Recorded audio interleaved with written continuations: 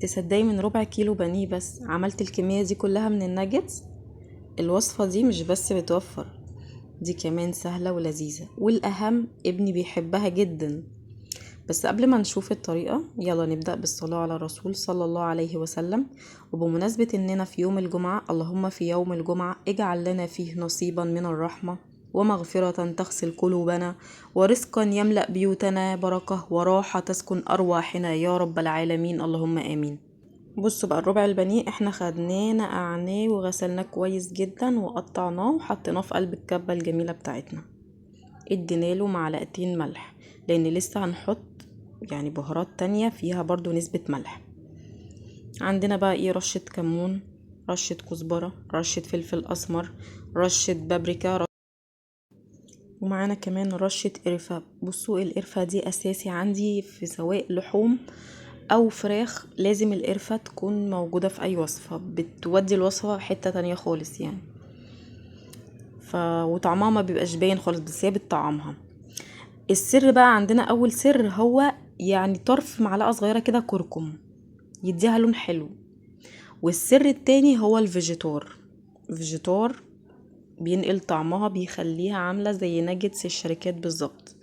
بنملى كده معلقة صغيرة كده كويسة ونروح ايه حاطينها تتضرب معانا في قلب الخلطة. وايه تاني، جنزبيل، ربع معلقة صغيرة جنزبيل. وايه تاني معانا، دي بهارات انا جايباها يعني بتتباع عند اي عطار. زي ما انتي عايزة، ب5 جنيه ب10 جنيه، تقولي له عايزة بهارات فراخ او طعم الفراخ، الأطعم اللي هي بتتحط على البطاطس المحمرة والحاجات دي. فانا خدت منها معلقة ورحت حطها.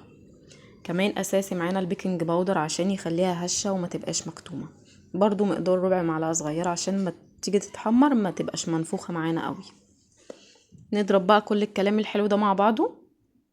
وعندنا طبعا بطاطس، مقدار 4 بطاطسيات كده، نهرسهم كويس جدا، مسلوقين طبعا بنهرسهم. عندنا كمان بصلاية مفرومة في الكبة، معاها بتاع 4 فصوص توم. لو انتي حابة تستغني عن البصل والثوم وتحطي توم بودر وبصل بودر مفيش اي مشاكل، بس انا بصراحة بحب الخضار الاساسي يبقى موجود في الوصفة. فانا فرمت بتاع بصلاية كده وسط، ومعاها بتاع 4 فصوص توم اتفرموا، نزلت عليهم بالبطاطس، نزلت عليهم بالنشا، النشا بتخليها مقرمشة معانا كده من بره. هنا بعد ما احنا فرمنا الفراخ كويس جدا، نزلنا بقى بالفراخ بتاعتنا الجميلة القمر دي، ونبتدي نخلط بقى المكونات دي كلها.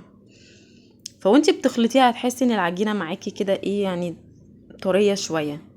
تبتدي بقى ان انتي تضيفي لها ايه بتاع معلقتين كده كبار دقيق، تنخليهم كده وتضيفيهم عليها، هتبتدي تمسكلك العجينة شوية وتبقى ايه ألطف يعني. بعد كده جبت صينية كبيرة فرشت عليها كيس بلاستيك، وابتديت ان انا افرد العجينة. بس الاول بتبلي ايدك مية علشان العجينة بتبقى ملزقة، فانت بتبلي ايدك بالمية تبقى عازل عن العجينة. فانت لما بتبلي ايدك بتبتدي ان انت تفرديها بكل سهولة، وبتدخل الفريزر وبتمسك. بعد ما بتمسك بنطلعها طبق فيه شوية مية. وعندنا الفيجيتار الكريسبي اللي هو الاصفر ده اللي بيتباع عند اي عطار، بناخده نطحنه برضو بحيث ان هو بيبقى ناعم، لان الاول بيبقى خشن. فاحنا هنجيب طبق فيه شوية مية، ننزل بالناجتس بتاعتنا، ومن المية نرجعها في قلب طبق الفيجيتار بتاعنا اللي احنا ايه طحنينه. عايزة الكفر يبقى اكبر، ممكن بعد ما تحطيه ترجعيه تاني في المية وتروحي مرجعيه تاني في الفيجيتار. وبس كده. لو عايزين ناجتس الخضار للاطفال اكتبولي اعملها في الفيديو الجاي. اشوفكم في وصفة جاية.